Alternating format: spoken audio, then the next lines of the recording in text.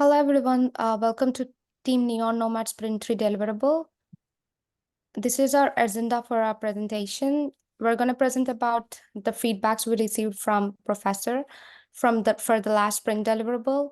It has introduction, project description, team members and roles, team working agreement about the personas of our project, MVP, technologies and languages, algorithms and the libraries we used, the diagrams, and also we'll be doing the sprint to recap, user stories, acceptance criteria, the sprint 3 backlog, test cases, the stories we completed within the sprint and the stories we didn't complete, around our team velocity and commitment ratio, burn down chart, the retrospective and screenshots, and the live application demo. These are the feedbacks we received from Professor last time. We had to change our architecture diagram, and in order to make our personas more lively, we also added the pain points and challenges. Algorithms were also added with detailed explanation. We missed on team velocity and the commitment ratio last time, so we added it again. And we also didn't put up our stories completed and not completed, so we put them up again today. This is the introduction. So our app is a comprehensive platform that is designed to make meal planning and pantry management more simple. This is our project description and the team members and roles. This is our team working agreement. In the personas, we added the pain points for Kale. His pain point is limited budget and inexperience in meal planning and difficulty in finding recipes. And the challenges he faces is that he wants to avoid unnecessary purchases to maintain his budget, and he wants to eat healthy and maintaining his small food storage. For Ella, her pain points are managing her schedule and locating the recipes which meet her dietary preferences and keeping track of her expiry dates. Her challenge is to efficiently organize her pantry and meal planning. Michelle's pain points are she's a busy mom, so she has to balance between her demanding job and her household responsibilities, and she tends to overpurchase, and she needs a system which can help her with the recipe management and recipe suggestion. Her challenges is to coordinating meals to fit a busy schedule and managing a large and diverse food inventory and reducing food waste. And Diogo's pain points are he tend to overlook his inventory management due to multitasking, and he needs a system which kinds of alerts him regarding his upcoming expiry alerts. And the challenges he faces is streamlining his inventory management and reducing food waste. And this is our MVP, and the technologies and languages are explained by Kapil. Hi everyone. These are the technologies we are going to use for this project. We are using Python, HTML, CSS, JavaScript, Flask, and also SQLite, Visual Studio, GitHub, Jira Board, and Anaconda. These are the technologies and language. And for the libraries, we are using TensorFlow, scikit-learn, and Keras. These are the libraries which are mostly machine learning libraries for Python. Here, my next slide. And these are the algorithms we are using. The first one is mobile net models. We are using it mainly for image recognition tasks, like where it identifies a recipe and nutritional value of the food item from the uploaded image. And the next algorithm we are using is k-nearest algorithm. So we are using KNN to suggest recipes by finding the closest match to the uploaded image. So if the uploaded image as it, so for example, if the uploaded image as a carrot as a vegetable, so it will suggest you the closest recipe you can make with the carrot and the other ingredient pictures you uploaded. The VGG16 algorithm is a neural network model algorithm, and even this one helps us in the image recognition process. This helps us to analyze images of food. Next slide. And the next algorithm is random forest. We are using this algorithm for classification and regression. So this is mainly handy to get the nutritional values of the food item uploaded in the image. And the last one, web scraping. So with this, so what this actually does is it gets like all the required information for us to like gathering recipes from the internet to and and also like getting the nutritional values and other information about the food item uploaded in the picture. So these are the algorithms we are using now. In the next slide.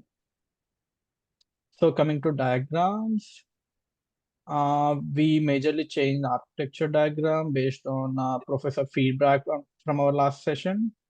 So I'm going to take like much time on explaining this and less time on the other ones. So this is our architecture diagram. You can see the front end as Python / Flask, and for the web design part, HTML and CSS. So in the back end, Flask application and the ORM SQL Alchemy, and the database we are using SQLite. So from the front end, when a user sends request, it goes to the backend Flask application, which uses the CRM. In this case, it's SQL Alchemy, which gets or like read and writes the data from databases from the SQLite, and the response goes back to the front end. This is I think that's it. Hema, can you go to the next slide?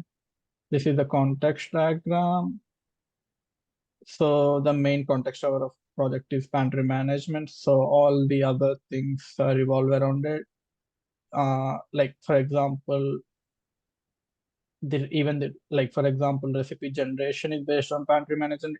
Like the recipe generated would be based on all the pantry available right now, and the expiry date alerts are given out to the pantry items. So this is a basic context diagram. Can you go to the next slide?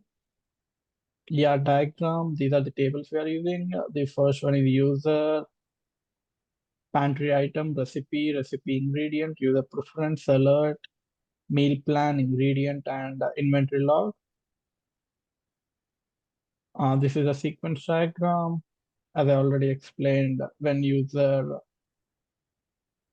after registering, he manages the item which goes to pantry items. Then if we add or updates, it will, as you can see in the image, it would be in the pantry items. Then if you want to get the recipes, you will go to the recipes table from where you'll create a mean plan from mean plans table. And if you want to set up user preferences from there, it will go to user preference. And alerts and notifications are sent based on the user preference and the other options you choose. And this is the state diagram. So when the customer successfully signs up, you will get a login screen where on successful login, you will be asking for like business or regular user, from where you can go on to like add inventory items, delete inventory items, generate recipes. You can give feedback. This is the tree which which explains all the process. Can you go to yeah? This is a class diagram. Uh, so the users class have user ID, username, email, password, and dietary preference, recipe ID, name, description, cooking time, and serving. Same goes to the other. So user has many pantry items. User can set user preference and user can plan meal plans. And the recipes class is used in meal plans, and it includes recipe ingredients. Ingredients are part of recipe ingredients class, and a pantry item triggers alerts and notification, and it also goes to the inventory logs where it changes all the changes in the pantry items, like updating or deleting all those details, and the user receives alerts from the alerts class. Next one. So I'm gonna tell you about the Sprint 2 recap. These are all the items we worked upon. We decided upon the MVP, which would be like recognition of the image we upload. We're kind of like we train the model in such a way that once we upload the image, it's gonna give us the nutritional value and also the closest recipe possible, which matches the food item we did. And in the last sprint, we worked upon the architecture diagram, class diagrams, state diagrams, all the UML diagrams. We also worked upon our user stories and login and homepage. And also, we worked upon the test cases and the Wikipedia page. Yeah. So user stories are explained by Neha. Hi, for the user stories, we have made into tabular column this time, where we have added what user is looking at and what he wants, with that what he wants to achieve, and for achieving that, what feature we are working on, and in which sprint we're gonna be tackling that. I'm gonna be going to explain about some of the features we are gonna be working using user stories. So firstly, it would be a student on budget. So he basically wants to track his expenses so that he can manage his budget. For that, the feature we're going to be using is expenses tracking, which we're going to tackle in sprint 4. And for the recipe update, so that is going to be tackled by busy parent, who basically wants to upload his grocery receipts, and he wants to do that in an automated manner so that he could save his time. So for that, as I already told you, the feature we are going to be working is recipe upload. And for expiry notification is for environmentally aware user who wants to know the alert of expiry foods which he's gonna be having in his pantry. So basically, he's gonna waste less food. And for recipe recognition, the user would be the parent with multiple kids who wants to plan his entire week menu, and so that he could schedule his cooking and grocery shopping. For that, we'll be working on the feature called recipe recognition, and we also have a couple of other examples for recipe recognition. And also, for the recipe recognition, we already worked on it, which is in sprint 3, which is done. Hima, next slide.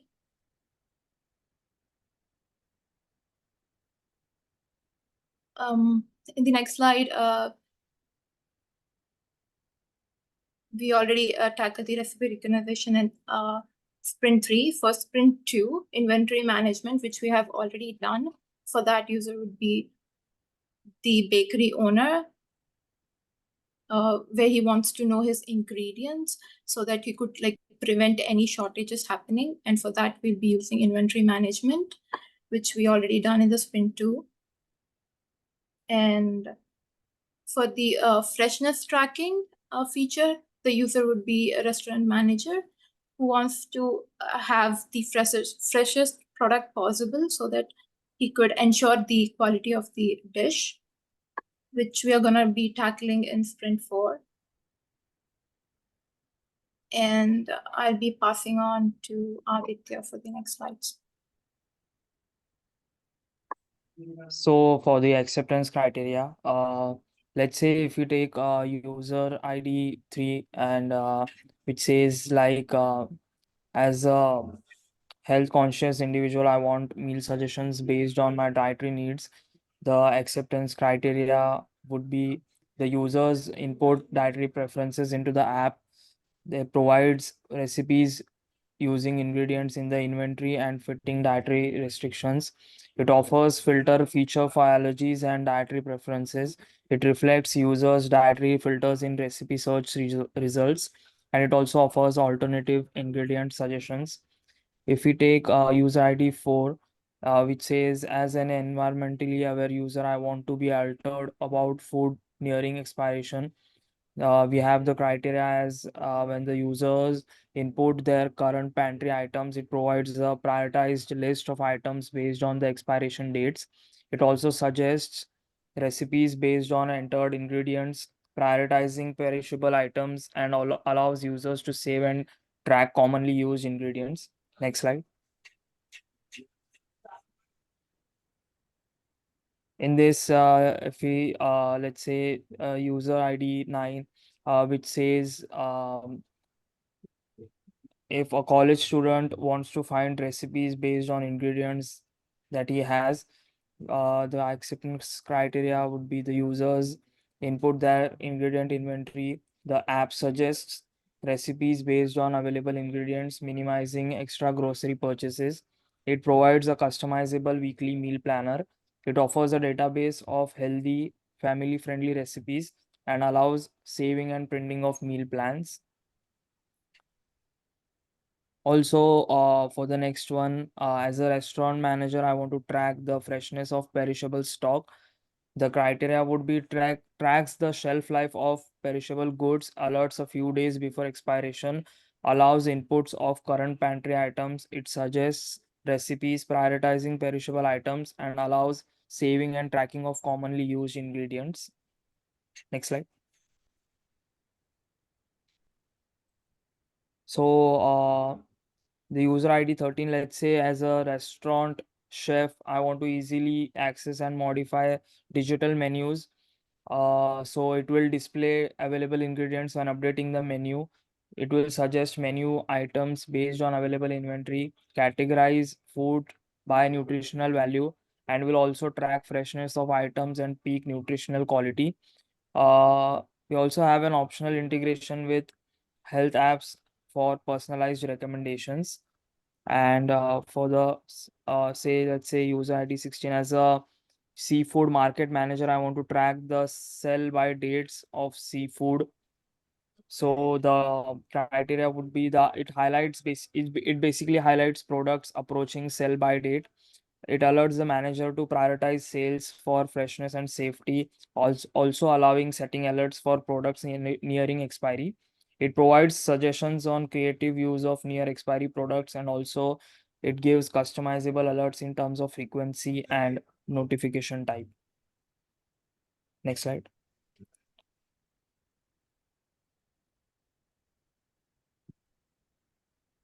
Over to you, Sujita.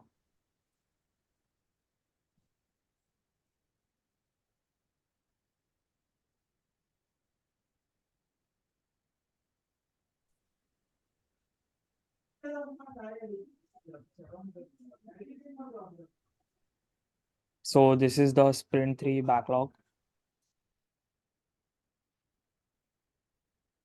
So for the user, so for the test cases, let's say for the first one, the description says verify sign up process with valid data. The outcome will be the user will successfully sign up. In this test case, we ensure that the users can successfully sign up for an account using valid data such as valid credentials, which are the email address and password. The outcome is considered successful if the user is able to complete the sign up process without encountering any errors. For the second, uh, uh, it says verify login process with valid credentials. So the outcome will be the user will successfully log in. This validates that the users can log into their account using same the valid credentials, and the outcome is successful if the user can log in without any issues. For the next one, uh, it verifies the sign up process with invalid data. The outcome will be the user will get a sign up error. This test case uh, tests the app's response when the user attempts to sign up with invalid data, such as an invalid email address or password. The outcome is considered successful if the app properly handles and displays an error message for invalid sign up attempts. For the next test ID, it says verify login process with invalid credentials. The outcome will be the user gets an error when he tries to log in. This test case checks how the app handles login attempts with invalid credentials, such as an incorrect email address or password. This outcome is successful if the app accurately detects and handles invalid login attempts, displaying an appropriate error message to the user. The next test case is if we verify the password recovery process, the outcome will be the user password recovery process. This test case ensures that the users can successfully recover their password if forgotten. The outcome is considered successful if the app provides a reliable and user-friendly password recovery process, such as sending a password reset link to the user's email. Or the next one is the verify adding items to the pantry. The outcome will be successful adding of items in pantry. This test case checks if users can successfully add items to their pantry, and the outcome will be successful if the users are able to add items without encountering any errors and the added items are displayed accurately in the pantry. The next one is verify updating and deleting items in the pantry. The outcome will show as successful updating or deleting items in pantry. Now this test case validates that the users can update or delete items in their pantry as needed. The outcome is considered successful if users can perform these actions without any issues and the pantry is updated accordingly. The next one is if we verify searching and sorting the pantry items, the outcome will be successful viewing of pantry items. This test case ensures that the users can search for and sort their pantry items efficiently. The next one is verify alert generations for items that are approaching expiry dates. The outcome will be successful alert generation. This test case checks if the app generates alerts for items in the pantry that are approaching their expiry dates. The next one is time frames for when the alerts should be sent. The outcome will be successful setting timeframes for alerts. This test case ensures that the users can set specific timeframes for receiving alerts about expiring items. The last one is the test recipe recognizer when you upload an image. The outcome will show as successful recipe recognizer. This test case verifies the functionality of the recipe recognizer feature, which analyzes images to identify recipes. The outcome is considered successful if the app accurately recognizes recipes from the uploaded image without any errors. Next slide. Over to you, Sasan.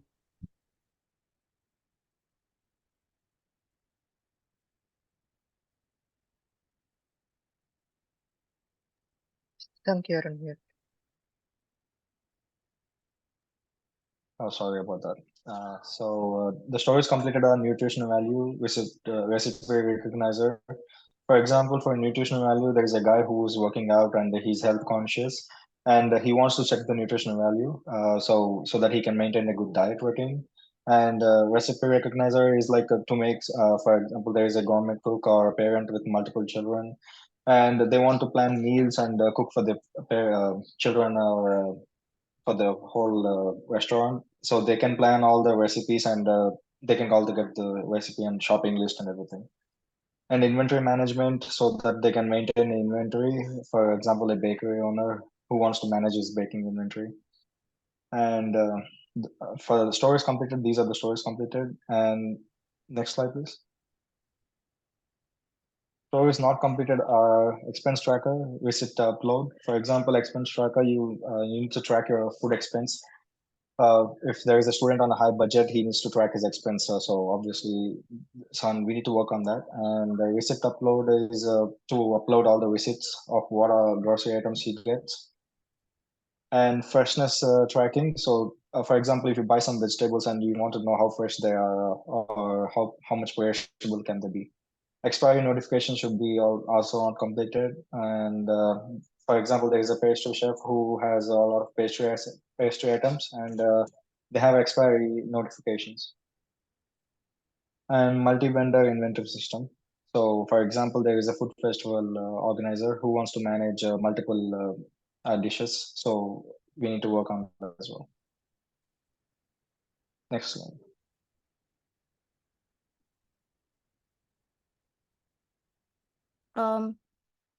I'll be presenting the team velocity and the committed ratio.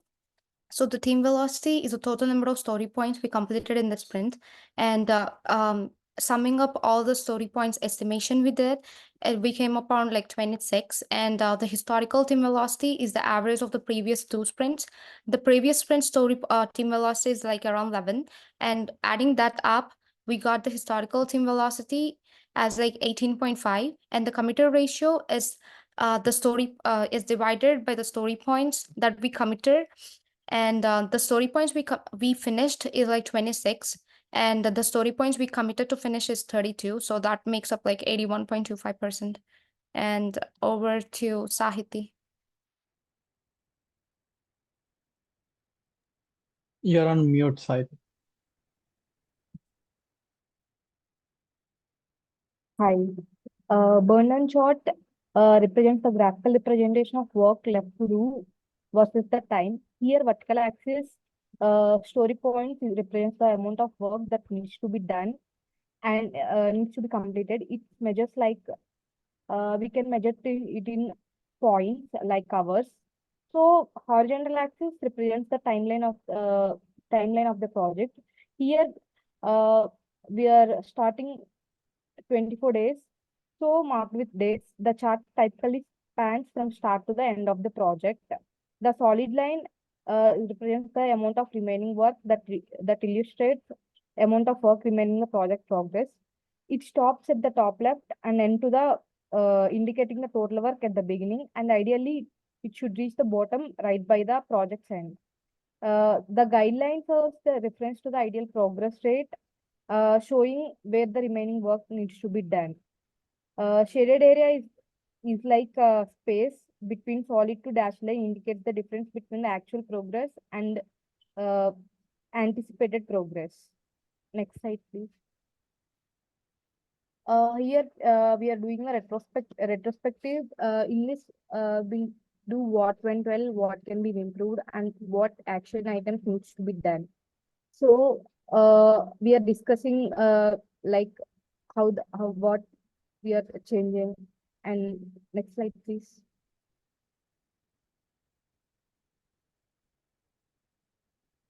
Over to you, Shashank.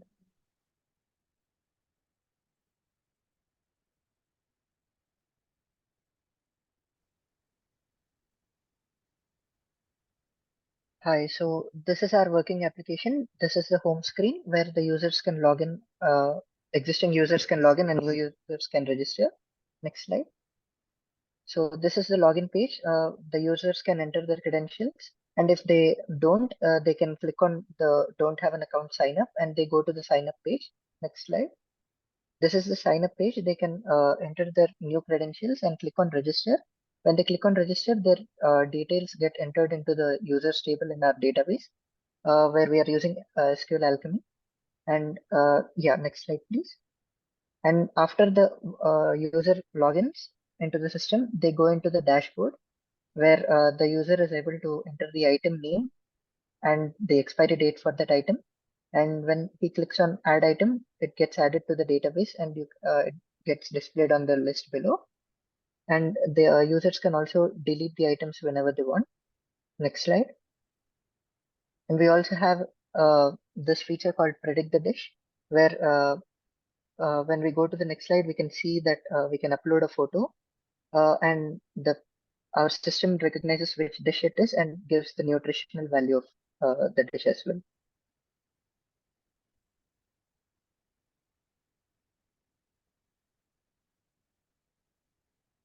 This is the GitHub, our GitHub page link. You can go and visit it for more information.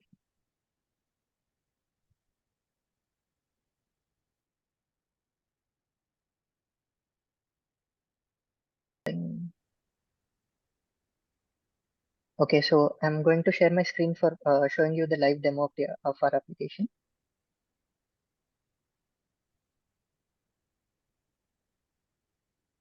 Is my screen visible? Yes.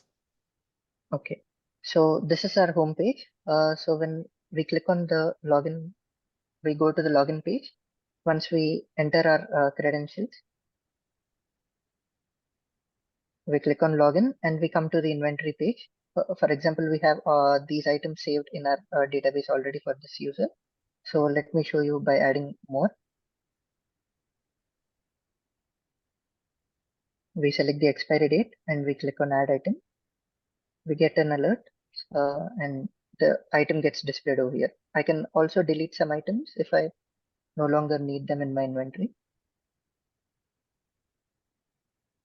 And then we have the predict dish feature where we go and over here we can upload an recipe image. Like here I'm uploading the picture of a French fries. And once I click on predict the dish, our system uses CNN at the backend and predicts what kind of recipe it is. So here we can see it is French fries, and here it gives the nutritional facts and the recipe cookbook and all alternatives as well. This is the live demo of our application. Thank you.